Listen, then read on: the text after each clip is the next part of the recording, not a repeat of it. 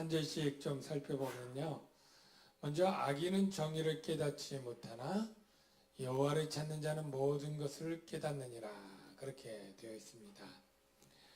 먼저 악인 그리고 성경에 의인 이렇게 나올 때 우리가 구분을 할 때 악인은 악행을 많이 하는 사람 또는 의인은 선행을 많이 하는 사람, 이렇게 구별하는 법으로 구별하면 안 됩니다. 그러니까 성경에 있어서 악인은 윤리적 도덕적으로도 물론 뭐 악할 수도 있지만 꼭 그게 아니고 하나님을 경외하지 않는 자를 악인이라고 얘기를 합니다. 저와 여러분은 도덕적 윤리적으로 세상에 있는 불신자들보다 더 반드시 탁월하기 때문에 의인이 된 것이 아니지 않습니까? 가장 기본적인 것이 사람의 인륜상, 보통 하나님을 믿지 않는 사람은 자기를 낳아주신 부모를 공경하는 이 효가 모든 예의 기본이고 으뜸이다, 이렇게 표현을 하는데, 하나님을 믿는 우리에게 있어서 가장 기본적인 예는, 사람으로서의 도리는 나를 지으시고 창조하신 하나님을 공경하는 것이 가장 기본이고 중요한 예입니다. 그래서 그것부터 하지 않는 어리석은 자 또는 악인 다 하나님이 없다 하시고 하나님을 공경하지 않는 자, 이걸 악인이라고 얘기를 하고요. 반대로 의인은 하나님을 섬기고 공경하는 그 백성들을 의인이라고 한다라는 것을 여러분이 먼저 그 단어 정리를 하시고요.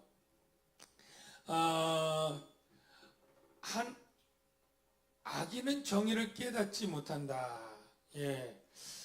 여러분, 이 하나님이 없는 자들은 이 갖가지 그 정의의 기준조차 모호한 것을 볼 수가 있어요. 여러분 그 1주년 박근혜 대통령 할 때 보면 아직도 수만 명들은 태극기 집회에서 박근혜 대통령이 모함받았고 그런 주장들을 하지 않습니까?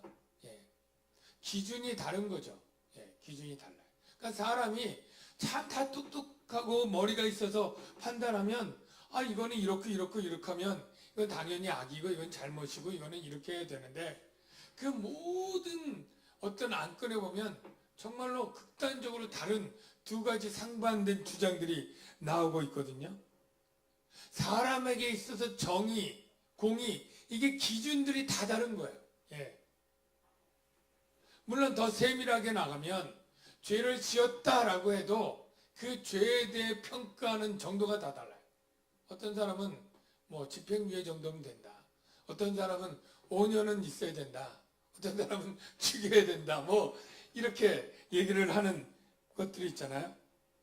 근데 이건 보통 시민들이니까 기준이 법을 배운 적이 없어서 이렇게 그냥 중구난방식으로 서로 도달에 이르지 합의에 이르지 못하고 자기 소견에 옳은 대로 그렇게 하겠거니 이렇게 하는데요. 저도 잘 모르지만 법을 전공한 법학자들도 보면 그렇게 평생 법을 배웠는데 그 사안에 대해서 평가하는 기준들이 달라요. 그래서 헌법학자들 모아놔도 하여간 다르지 않습니까? 어떤 사안에 대해서 판사, 검사, 변호사들도 의견이 달라요. 인간은 어떻게 보면 하나님이 없는 인간은 저마다 그 공의의 관점이 정확하지 않고 모호하다. 절대적 진리가 아니라 상대적 진리이기 때문이에요. 그러면 정의, 공의, 모든 것을 누가 깨닫느냐? 바로 여호와를 찾는 자가 모든 것을 깨닫는다, 이렇게 가르쳐 줍니다. 여호와를 찾는 자는 왜 그것을 깨닫느냐면, 여호와를 찾는다는 건 뭐예요? 자기 기준 소견대로 결정하는 게 아니라 공의를 하나님을 찾아서 하나님의 공의의 기준대로 결정하는 자가 모든 것을 깨닫는다는 거예요. 예. 그리스도인들만이 하나님에 의해서 참된 정의를 바로 알고 그리고 결정할 수 있는 그러한 사람들이다 라고 가르쳐주고 있습니다. 왜 그럴까? 왜 그럴까? 바로 성령 때문이죠. 성령 때문에. 성령께서 모든 사람들은 각자 자기의 옳은 대로 하지만 예수 믿는 모든 사람 안에는 동일한 한 성령이 있는 줄로 믿습니다. 그 한 성령은 하나님의 지혜를 꿰뚫고 아는 분이에요. 그러니까 내가 살아온 경험과 무슨 어떤 환경과 이런 것 때문에 내 정의와 판단이 결정되는 게 아니라 내 안에 계신 성령님이 하나님의 말씀으로 가르쳐 준 게 기준이 되고, 나만 그런가요? 성령 받은 집사님도 그렇고 권사님도 그렇고 장로님도 그렇고 같은 성령이 한 성령을 맞아서 같은 결정을 내려주니까 하나님의 공의대로 우리가 모든 것을 판단할 수 있고 다 동일하게 판단할 수 있는 거예요. 우리 고린도전서 2장 10절에 그 말씀이 기록되어 있어요. 한번 성경을 같이 읽어볼까요? 시작. 오직 하나님이 성령으로 이것을 보이셨으니 성령은 모든 것 하나님의 깊은 것이라도 통달하느니라. 성령만이 하나님의 깊은 것을 통달해. 하나님의 지혜를 다 통째로 알아요. 성령님이. 근데 그 다음 말씀 시작. 우리가 세상의 영을 받지 아니하고 오직 하나님께로 온 영을 받았으니 이는 우리로 하여금 하나님께서 우리에게 은혜로 주신 것들을 알게 하느니라. 바로 우리가 성령을 받고 하나님의 깊은 것에 있는 지혜와 영적인 신비한 것도 우리에게 알게 하는 거예요. 여러분, 그래서 우리가 지혜를 구할 때 사람에게 가서 지혜를 구하는 것이 아니고요. 사람에게서 지혜를 구하는 것이 아니라 바로 하나님께 직접 구하든지 하나님께 직접 물어서 성경의 뜻을 깨닫지 못하는 사람은 그렇게 성령의 조명 가운데 빛 가운데 있는 사람들에게 물어서 그분이 성령으로 말미암아 깨달은 것을 나에게 가르쳐 주는 대로 나가게 된다면 우리가 하나님의 바른 길, 정의의 길, 하나님의 뜻대로 행하게 될 줄로 믿습니다. 6절을 한번 같이 읽어보겠습니다. 시작.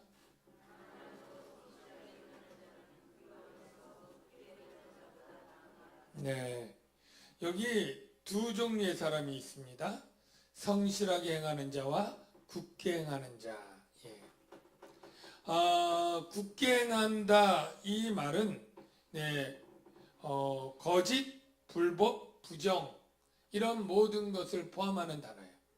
성실은 반대로 거짓의 반대인 정직, 불법의 반대인 합법, 적법, 그리고 부정의 반대인 이 공정. 이게 바로 성실한 사람이에요. 근데 우리 사회는 어때요? 때때로 정직하고 공정하고 법대로 지켜서 성실하게 사는 사람이 더 잘 살고 부자가 될 수도 있지만 부조리한 이 세상 가운데 오히려 정직하면 손해보고 제대로 법을 지키려고 하니까 가난해지고 어려워지고 오히려 반대로 부정한 일을 해서 하면 성공하고 더 승진하고 더 많이 돈을 벌 수 있는 그러한 세상 아닙니까? 그러한 부조리가 있는 세상이죠. 그럴 때 우리는 선택해야 되는 거예요. 내가 정직하고 적법해서 궁핍하고 어렵게 살 것인지, 내가 부정직하고 내가 불의하고 내가 거짓을 좀 섞어서 더 부유하고 넉넉히 살 것인지를 선택할 수 있는데요. 여기 성경의 지혜는 뭐냐면 어느 게 나으냐 그러면 정직하고 가난한 게 낫다는 거예요. 정직하고 가난한 게 낫다. 말은 쉬운데 삶은 좀 어려울지 모르겠지만 여러분, 공정하고 궁핍한 게, 정직하고 낮게 사는 게, 낮은 위치에 사는 게 부정과 불법으로 높게 되고 부유하게 사는 것보다 훨씬 낫다고 하는 것이 하나님의 지혜인 걸 여러분 믿으시기를 바랍니다. 왜냐하면 다 이유가 있어야 되잖아요.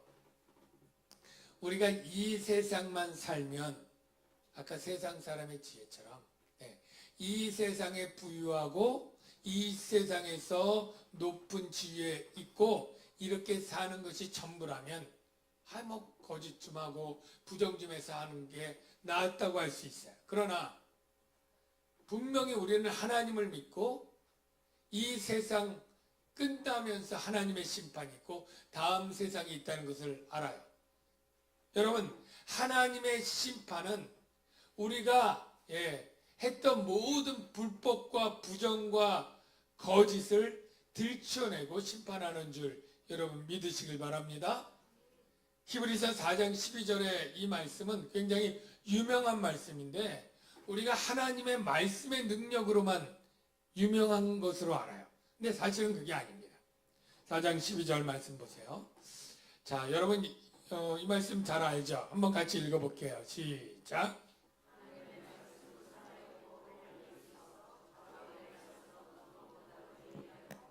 혼과 영과 관절과 골수까지 찔러 쪼개기까지 하며 또 마음의 생각과 뜻을 판단하나니 지으신 것이 하나도 그 앞에 나타나지 않음이 없고 우리의 결산을 받으시리의 눈앞에 만물이 벌거벗은 것 같이 드러나느니라. 아멘. 여기 이 말씀 하나님의 말씀의 능력인데 이 말씀의 능력이 가장 중요한 게 뭐냐면 판단한다는 거예요. 판단. 하나님의 말씀으로 우리의 생각, 마음, 뜻, 혼과 영과 관절과 골수를 찍는다는 것은 마치 각을 뜨는 그 도살장에 이 사람이 몸을 해체하는 것처럼 마치 하나님의 말씀은 보이지 않는 우리의 마음에 있는 심령에 생각과 마음과 이 모든 것을 그냥 조각조각 각을 뜨듯 해체해가지고 구석구석 우리 안에 담겨있는 모든 죄악들과 거짓과 그런 부정들을 다 어떻게 해요? 다 드러내게 어떻게 보면 밝힌다는 거예요. 밝힌다. 그래서 지으신 것이 하나도 그 앞에 나타나지 않음이 없고 우리의 결산을 받으실. 중요한 게 뭐예요? 하나님은 결산하는 분이에요. 저와 여러분의 인생의 모든 삶, 통촉하신 하나님이 우리의 안고 일어섬을 아시고, 내가 들어갈 때나 나갈 때나 어디에서나 하나님이 보시고 평가하시고 결산하셔요. 만물이 벌거벗은 것 같이 드러나게 된다는 거예요. 그럴 때 우리가 거짓과 부정과 불법으로 해서 내가 세상에서 얻은 이익들이 있다 할지라도 하나님에게 볼 때 그 부정직이 드러나게 될 때, 그 불순과 불의와 부정이 드러나게 될 때 얼마나 큰 수치와 부끄러움이 있겠습니까? 역대상 29장 17절에 보면 이렇게 고백을 합니다. 나의 하나님이여 주께서 마음을 감찰하시고 정직을 기뻐하시는 줄 내가 아나이다. 사랑하는 성도 여러분, 하나님의 지혜는 가난할지라도 정직하라. 가난이 오게 되는 결과가 있을지라도 공정하라. 여러분 이 지혜로 사시길 주의 이름으로 축원합니다. 자, 그 다음에 7절 보겠습니다. 시작.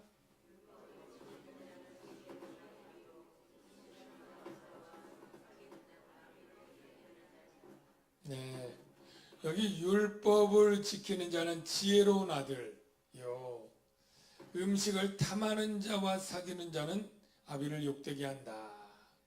여기 음식을 탐하는 자, 잘 먹는 사람, 이런 것이 아니고요. 음식을 탐하는 자는 이 히브리어를 번역하면 탐식자라는 뜻도 물론 있지만 방탕한 자 또는 건달, 이런 뜻이 있습니다. 네. 그러니까 율법을 지키는 자는 지혜로운 아들, 그리고 건달과 사귀는 자는 아비를 욕되게 한다라고 얘기를 하는 것이죠. 사랑하는 우리 성도 여러분, 여러분의 자녀들이 여러분에게 면류관 같은 분들이 되기를 주의 이름으로 축원합니다.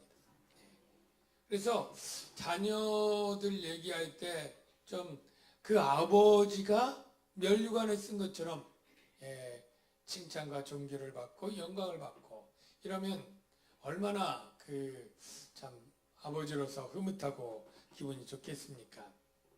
그래서 저와 여러분에게 주시는 지혜는 내 아들의 면류관 같으려면 어떻게 해야 된다고요? 율법을 지키는 지혜로운 아들로 만들면 돼요. 그래서 율법을 지키는 아들이다. 오늘날로 말하면 오늘 율법을 외웠건 아니고요. 하나님의 말씀을 지키는 아들이죠. 더 쉽게 말하면 믿음 생활 잘하는 아들이죠.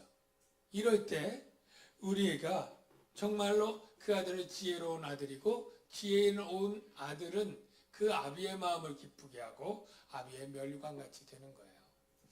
여러분들 아니 자녀 교육들 대부분 다 여기 장성한 자녀들이 다 있습니다만 우리 젊은 아직 어린 아이들 있는 아이들 가르치는 부모님들도 좀 있는데요. 네.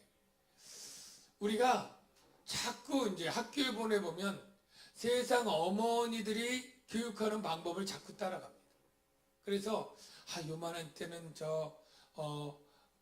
영어 가르쳐야 되는데 좀 가르치면 수학 가르쳐야 되는데 그 다음에 태권도 가르치고 피아노 다 좋습니다.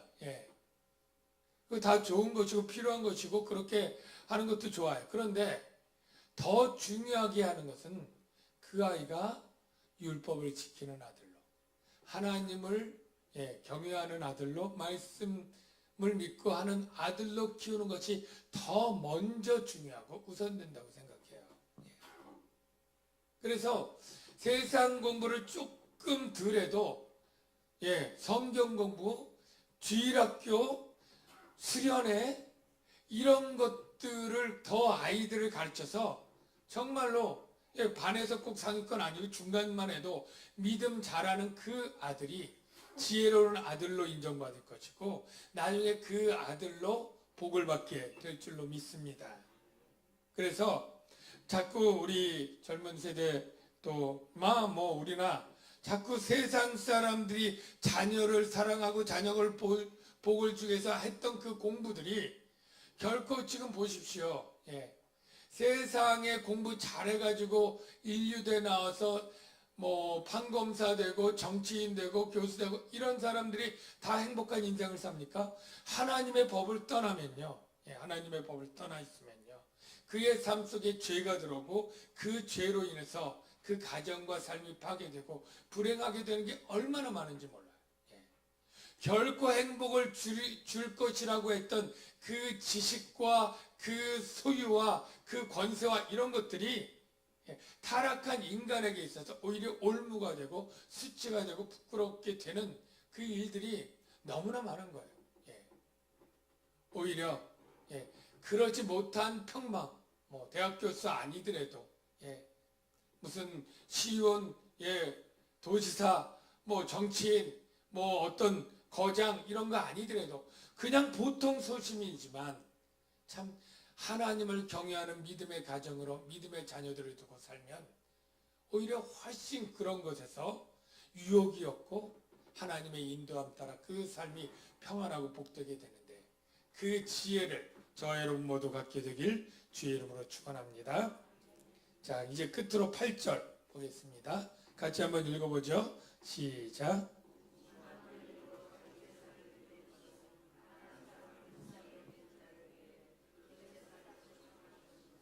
중한 별리로 자기 재산을 누리는 것은 가난한 사람을 불쌍히 여기는 자를 위해 그 재산을 저축하는 것이니라. 이 말은 뭐예요? 중한 별리로 자기 재산 다 늘려봤자 그 재산 누구 거 된다는 거예요? 가난한 자가 된다는 게 아니라 가난한 자를 불쌍히 여기는 자의 것으로 가버린다는 거예요. 네. 여러분, 중한 별리로 자기 재산 드리지 않기를 주의 이름으로 축원합니다. 목사님, 네, 구워줄 돈도 없습니다. 뭐 이러실 분도 있는데요. 네. 이 말은 무엇입니까? 예. 중한 별리라고 하는 것은 돈이 많아서 있는 사람들에게 해당되는 게 아니고요. 예. 이 중한 별리로 자기 재산을 누린다는 것은 가난하고 약한 자를 긍휼히 여기지 않는 사람이에요. 그 사람은 왜 중한 별리를 놔요? 이 가난한 자가 어려워서 돈 빌리러 왔는데 아주 비싼 고금리로 그 가난한 자의 기회를 가난을 기회로 삼아서 그 재산을 더 착취하겠다는 거잖아요. 인정사정 없는 거죠. 예. 가난한 자를 불쌍히 여기지 않는 사람과 가난한 자를 불쌍히 여기는 자가 있는데요. 예. 가난한 자를 불쌍히 여기지 않는 자의 재산은 불쌍히 여기는 자의 재산을 저축하는 것으로 된다고 그래요. 아니 어떻게 그런 일이 있어요? 하나님이 그렇게 하시겠다는 거예요. 하나님이. 이게 다 신비로운 일이죠. 아니 뭐 그렇다고 해서 그렇게 내가 고금리로 돈 벌었다고 해서 왜 그 사람 통장으로 갑니까? 하나님이 옮기시겠다는 거예요. 하나님이 옮기시겠다. 그러니까 가난한 자를 불쌍히 여기는 사람은 자기가 돈을 모으지 않아도 돼. 왜? 가난한 자를 박해하고 인색하게 한 사람의 통장이 내게 된다는 거예요. 하나님 복을 주셔서. 네. 그러니까 돈 저축하는 방법이 두 가지 있습니다. 예? 직접 은행에 저축하는 방법이 있고 가난한 자에게 긍휼을 베풀어서 저축하는 방법이 있어요. 예. 여러분, 세상 사람들의 방법은 은행에 적금 부어서 저축하는 방법이 있는데요. 오히려 하나님의 지혜는 가난한 자가 내게 오거든 내게 어렵고 힘든 사람이 올 때 내 있는 것으로 그에게 주라. 그러면 네 통장에 쌓일 것이다. 예, 주님의 지혜예요. 누가복음 6장 38절 말씀이 그것 아닙니까? 예수님 뭐라고 말씀하셔요? 자막 볼까요? 주라.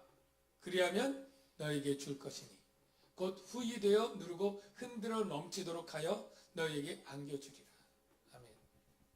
예, 제가 여러 번 얘기해서 식상할 수도 있지만 저는 우리 교회가 재정적으로 그렇게 막 아직 빚도 있고 아직 하지만 상가 있지만 늘 우리가 풍성하게 이번에 하여간 금곡광영교회도 설립하고 선교사도 파송하고 그리고 하여간 미자리 교회 해외 선교사님 계속 10몇 명씩 지원하고 교육자들 부족하지 않게 다 해서 우리 주일학교 다 사역하게 하고 우리 주일학교에서 돈 달라는데 없어서 못 준 적이 아마 없을 거예요. 부장님들 그렇죠? 네. 하여간 또 그렇게 풍성하게 요구하지 않고 알뜰하게 이렇게 합니다만 그걸 아니까 원하는 대로 하고 필요하면 더 하고 이렇게 하는 것이 무엇이냐면 우리가 조금이지만 가난한 자에게 우리가 긍휼을 베푸는 것들. 네. 그래서 가이섬 예배나 지역의 어르신이나 또는 장애우나 우리가 이렇게 하는 것들을 하나님이 우리 통장에 나가지만 다른 통로로 우리 통장에 채워주는 줄로 믿습니다. 네. 이게 교회 재정만 될까요? 여러분 가게 재정도 똑같다고 하나님이 똑같이 말씀하시면 똑같이 이루어질 줄로 믿습니다. 여러분이 여러분 수입 중에 정말로 형제 중에 부모 중에 아프거나 이럴 때 그렇게 어려운 사람을 긍휼히 여겨서 흘러가는 물질이 있어야 돼요. 예. 그 물질은 새어나가는 물질이 아니라 많은 물질을 끌어모아 여러분 통장에 쌓이게 하는 시드머니와 같은 그런 물질이 될 줄로 믿습니다. 그래서 지혜가 뭐냐? 열심히 돈을 끌어모아 저축하는 게 아니라 가난한 자에게 열심히 베풀어서 하나님이 쌓아주시는 그 복으로 부욕해 되는 그 지혜가 참으로 하나님의 지혜인 줄로 믿습니다. 우리 교회가 여러분 가정이 그러한 지혜로 사시길 주의 이름으로 축원합니다. 우리 말씀을 생각하면서 1분 정도 하나님 우리가 지혜를 순종하고 따라 살게 도와주옵소서. 우리 한번 그 점으로 기도하겠습니다.